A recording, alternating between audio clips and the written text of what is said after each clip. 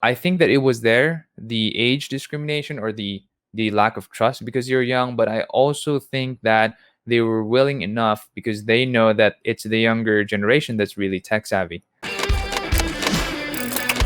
Hey guys, welcome back to the Leadership Stack Podcast, the podcast for entrepreneurs by entrepreneurs to increase your leadership, teamwork, and profits. This is your host, Sean C., aka Mr. CEO at 22.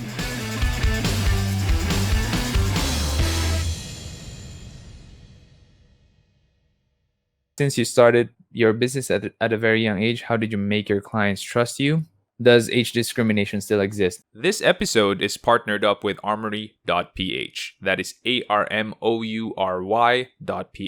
Armoury is an online watch store and is the exclusive distributor of the brands TW Steel, Dion Milano, Fonderia, Luminox, and Mondane in the Philippines. Yes, folks, those are Italian watch brands. If you are looking to buy your next go-to luxurious everyday watch, go to armory.ph and enter the coupon code LS30. That's all caps LS30, no space. Armory.ph delivers straight to your doorstep with a security tape to make sure that your package is safe from theft, arrives on time, and is guaranteed working 100%. Go to armory.ph and buy your first luxury watch today. I think so. When I was younger, I think that when they ask for my age, and I do say that I'm in my 20s, that it does affect their decision. I do believe that.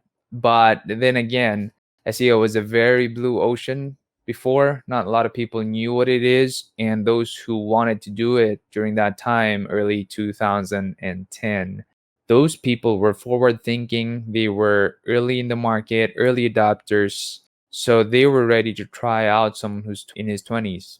So I think that it was there, the age discrimination or the lack of trust because you're young, but I also think that they were willing enough because they know that it's the younger generation that's really tech savvy.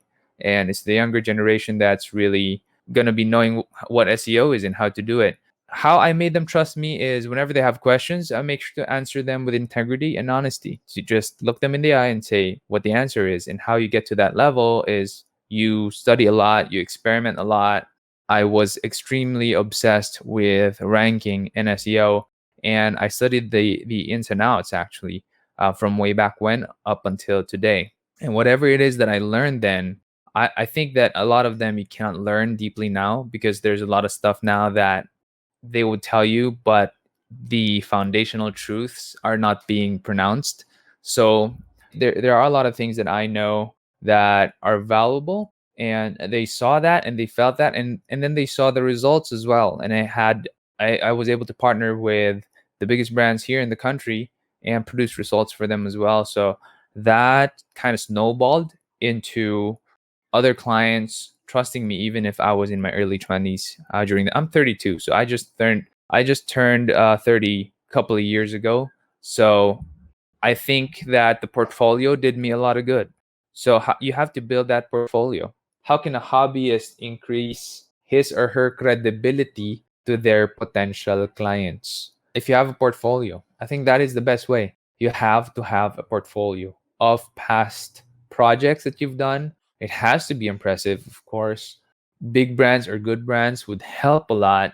And case studies, how you helped them and took them from point A to point B. So with SEO Hacker, our case studies are usually, this is where client A was. They were making like 200 sessions a month.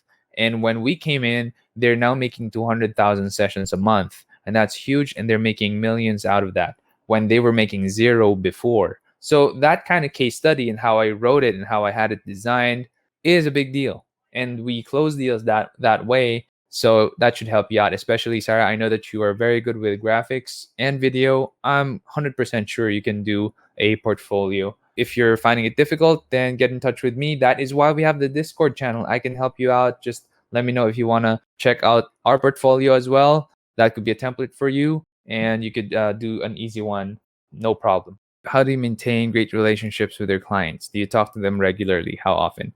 Before, I talked with them regularly. Now I talk to them from time to time. And that's because I do have account managers now, and they're the ones handling the relationship with the clients.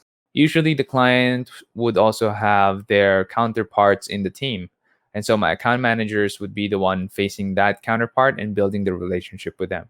But for the clients that I've built since, or I've partnered with since the beginning, I do personally talk with them. I do personally visit them sometimes. How often? Not often, because digital marketing and SEO, you don't need to meet every day. Usually I would visit them on special occasions, and or if there's a problem or if we're recontracting, it's just special times that I need to visit them in their offices. How do you look for new business opportunities? When do you know an investment is right for you?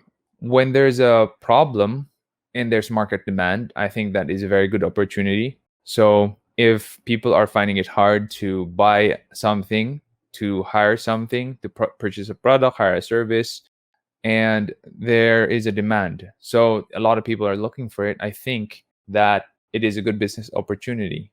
How do I look for it? Usually when I personally encounter the problem, that's how I know that there's a business opportunity there. When do I know an investment is right for me? I pray about it. If I know that God is telling me to go for it, then I go for it. And also I study it. If I think I can do it well, then I go for it. But if I don't think I can do it well, I don't think I can give it time, then I don't go for that investment. Do you have real estate investments? Do you plan on investing on properties in the future? What are the pros and cons? Investments where I own the asset? No, unfortunately. And I think that is because the real estate investment became higher and higher and skyrocketed when the Duterte administration came into power and the Pogo industry came in. So unfortunately, I wasn't able to get in real estate and invest there because it became too expensive for me to get in that boat. And I was also making sure that I have a good safety net so that when emergencies happen, I'm able to fund whatever it is that need to be funded. That includes lawsuits, if any. That includes the pandemic. Really, what happened was I took from the safety net, and if I didn't have a safety net, that's going to be a big problem. But thank God I had a safety net. So one of the reasons why I didn't invest in real estate is it's too risky for me to do that. It's not yet time, and I didn't want to take out a big loan and a long-term loan for me to be able to do that. Also, I was paying for my house because it was still on loan, and yeah, only recently have I been able to pay it off. Those are the things that were factors for me from getting into real estate. Do you plan on investing? Yes, in the future, definitely. Yeah. I think I would like to buy a commercial property and have it rented out. That is one of the long term investments I want to make. What questions should a starting businessman consider asking? A lot. You should ask a lot of questions, and you should ask the questions to the person you want to copy or you want to be someday. So you get a lot of mentors, especially in your industry. That is something that I think you should do.